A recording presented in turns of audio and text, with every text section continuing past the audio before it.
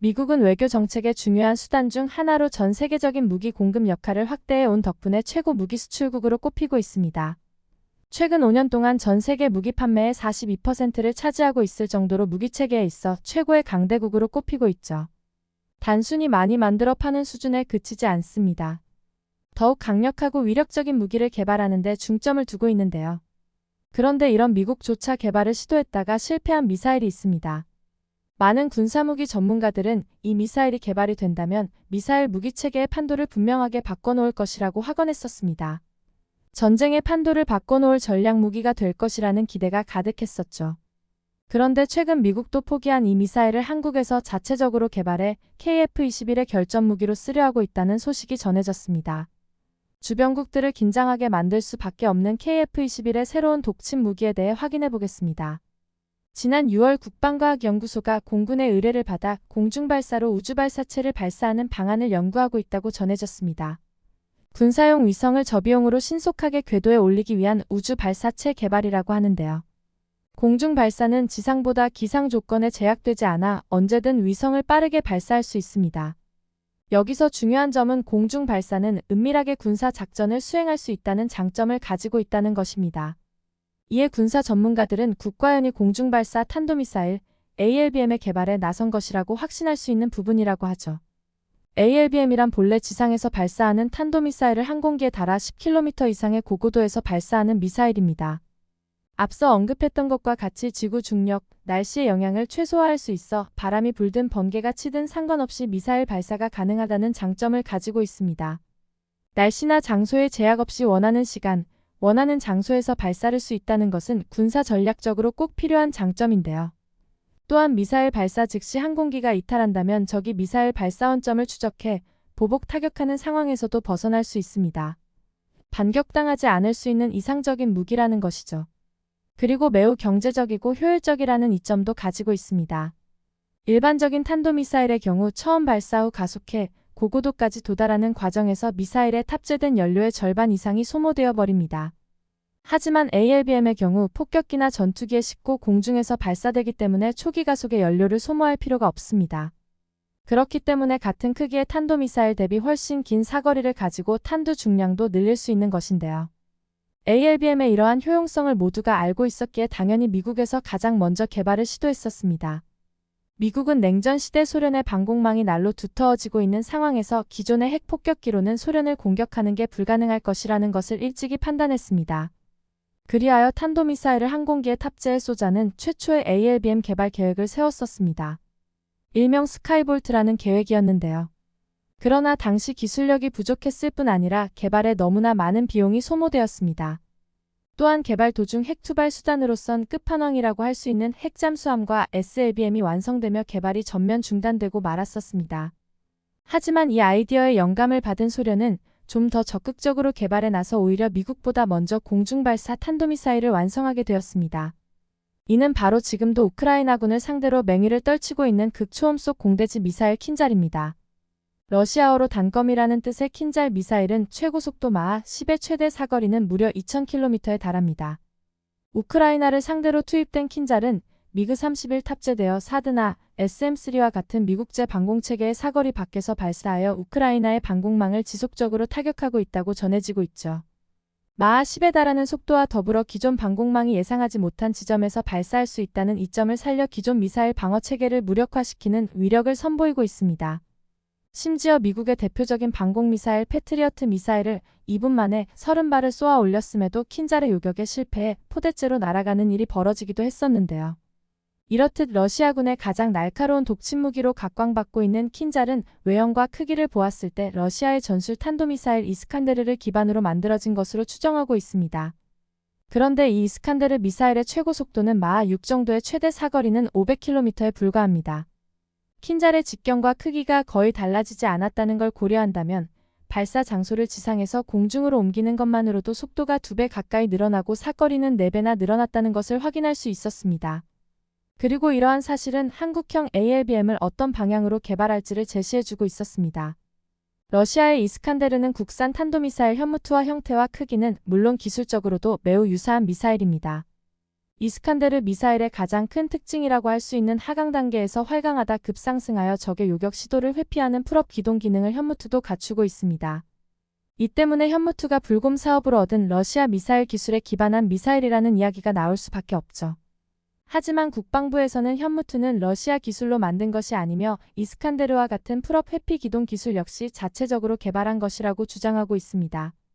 두 미사일의 외형이 닮은 것은 가장 효율적인 설계이기 때문이며 현무투가 이스칸데르보다 기술적으로 우수한 미사일이라는 사실을 반박했습니다. 실제로 현무투에는 한국에서 개발한 신형 추진제가 적용되어 이스칸데르보다 사거리가 훨씬 길며 탄두도 최대 2톤까지 탑재 가능합니다. 또한 이스칸데르는 발사 차량 외부에 탄을 그대로 노출하여 탑재하는데 현무 시리즈는 전용 미사일 캐니스터에 넣은 채로 탑재되는 구조를 가지고 있습니다. 이 캐니스터에 질소나 아르곤 같은 비활성 가스를 집어넣고 미사일을 밀봉한 채로 보관하기에 10년은 정비할 필요가 없으며 상황이 떨어지는 즉시 곧바로 사격에 들어갈 수 있습니다. 북한의 도발이 있을 시 1분 1초도 지체하지 않고 신속하게 반격에 나서야 하기에 채택한 구조였습니다. 한국의 공중발사 탄도미사일도 현무투를 기반으로 한 한국형 킨잘이 될 것으로 예상되고 있습니다. 이 경우 킨잘의 경우를 고려하여 국산 ALBM의 성능을 추정해 볼 수 있습니다. 우선 현무투의 최신 개량형인 현무투C의 경우 최대 속도가 마하 7 이상의 실사거리가 1000km 상당입니다.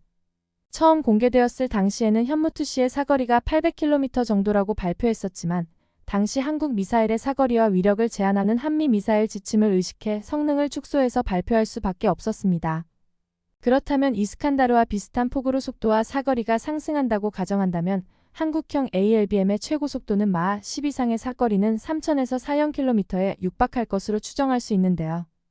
여기에 이 한국형 ALBM을 운용하게 될 KF-21의 작전 반경까지 더한다면 가히 동아시아 전역을 타격 가능한 ICBM급 미사일이 탄생하게 되는 것이죠. KF-21 전투기가 공중급유까지 가능하다는 걸 고려한다면 ALBM의 사거리는 사실상 무제한이라고 할 수 있습니다. 사실 ALBM의 개발은 이전부터 논의가 되어 왔었으나 플랫폼 문제로 진행할 수가 없었습니다. FA-50은 체급이 너무 작고 미국산 전투기나 수송기에 탑재하기에는 미국이 레이더 인티를 허용해 줄 것이냐는 문제가 발목을 붙잡았습니다. 그러나 국산 A사 레이더가 탑재된 국산 멀티롤 초음속 전투기가 완성되면서 한국의 무기 개발을 가로막았던 족쇄가 풀렸다고 할 수 있습니다. 그동안 묵혀만 두었던 수많은 전략들이 드디어 빛을 볼 수 있는 계기가 되었습니다. 한국의 이러한 약진은 북한, 중국, 일본, 러시아와 같은 주변국들은 물론이고 지구 반대편 유럽에서도 크게 경계할 수밖에 없습니다. 한국의 KF-21 20대 첫 주문이 유럽 항공산업에 위협이 되는 이유는 무엇인가? 얼마 전 프랑스의 유력 군사 매체 메타 디펜스에서는 위와 같은 기사를 보도했습니다. 지난달 25일 카이는 사업 개시 9년 만에 공군에 인도될 초도 물량 20대 양산 계약을 체결했습니다. 그런데 프랑스 언론에서는 이제 막 양산에 들어간 KF-21 보라매가 오랜 시간 명성과 신뢰를 쌓아온 유럽의 항공산업에 위협이 될 것이라고 주장하고 있었습니다. 기사에는 대한민국 정부는 대한민국 공군을 위한 20대 KF-21 보라매 블록원 쌍발 전투기에 대한 첫 주문에 서명함으로써 이 전투기가 국제무대에서 상용화될 수 있는 길을 열었다. 이 프로그램의 타당한 기술적 야망과 균형 잡히고 매력적인 다목적 전투기라는 특성 덕분에 보라매는 국제시장에서 빠르게 상당한 시장 점유율을 차지하게 될 것이다. 이어 서방 무기, 특히 유럽 무기를 상대로 꾸준히 승리하고 있는 한국제 전차와 자주포처럼 성공을 거둘 수 있을 것이다. 실제로 KF-21 개발 프로그램이 시작되고 20대 양산 주문이 들어오기까지 고작 9년의 시간과 80억 달러 약 11조 원의 예산밖에 소요되지 않았다. 2인승 항공기 2대를 포함한 5대의 시제기가 수백 시간의 시험 테스트를 통과했으며 최초 비행 후 불과 1년 만에 전투적합 판정을 받았다고 전했습니다. 또한 이 전투기는 최대 속도가 마하 1.8 이상의 작전 반경 1000km의 엄청난 성능을 자랑한다. A사 레이더, IRST 및 전자전 장비 등 최신 항공 전자 장비를 갖추고 있으며 미티어, 암람, IRIST, 사이드와인더, 타우러스 순항미사일, 하푼 대함 미사일 및 유도 폭탄 등 10개의 하드포인트의 수많은 종류의 탄약을 탑재할 수 있다고 이야기했습니다. 이 매체는 한국이 벌써부터 수출을 위한 KF-21 3가지 버전을 준비하고 있으며 향후 그리펜, 유로파이터, 라팔과 같은 유럽 전투기의 위협적인 경쟁자가 될 것이라고 경고했는데요. 그러면서 한국의 KF-21이 전투기 분야에서 로퍼 독트린을 적용한 구체적인 사례라고 전했습니다. 로퍼 독트린이란 군사적 성공을 위해 법률과 규범을 수단으로서 효과적으로 이용하는 것을 말하죠. 다시 말해 법률적, 규범적 정당성을 무기로 삼는다는 것입니다. 한국은 KF-21을 개발하는 과정에서 철저히 국제법과 규범을 준수하여 투명성과 정당성을 확보했다는 것을 확인시켜주는 대목이었습니다. 이는 단순히 한국의 군사적 능력을 강화하는 것에서 그치지 않고 국제사회에서 한국에 대한 신뢰도를 높이는 결과를 만들어냈습니다. 이를 통해 그동안 서방 무기가 절대적이었던 세계 방산 시장에서 한국의 영향력을 조금씩 넓히는 데 일조할 수 있었습니다. 매체 메타디펜스는 또한 KF-21이 기존 방만했던 유럽 항공기 제조사들에 대한 실존적인 위협이 될 거라 경고하며 기사를 마무리했습니다. 말 그대로 전략 병기까지 준비된 KF-21은 이제 진정한 5세대 스텔스 전투기로 거듭날 일만 남아있음이 분명해졌습니다. 한국의 약진은 중국의 위협이 될 수밖에 없습니다. 그동안 아시아권에서 최강이라 자부하던 중국이었죠. 하지만 중국은 무기 수출과 수입 모두 감소하는 추세입니다. 중국은 기술적 성숙도와 시스템의 능력을 향상시키기 위해 엄청난 노력을 기울이고 있지만 점차 한국과 격차가 줄어들고 있습니다. 이미 어느 부분에서는 중국을 초월한 상태죠. 우리 한국이 KF-21을 필두로 그 영향력을 계속해서 넓혀가길 바라겠습니다. 영상을 끝까지 시청해주셔서 감사합니다. 구독과 좋아요는 영상 제작에 큰 힘이 됩니다.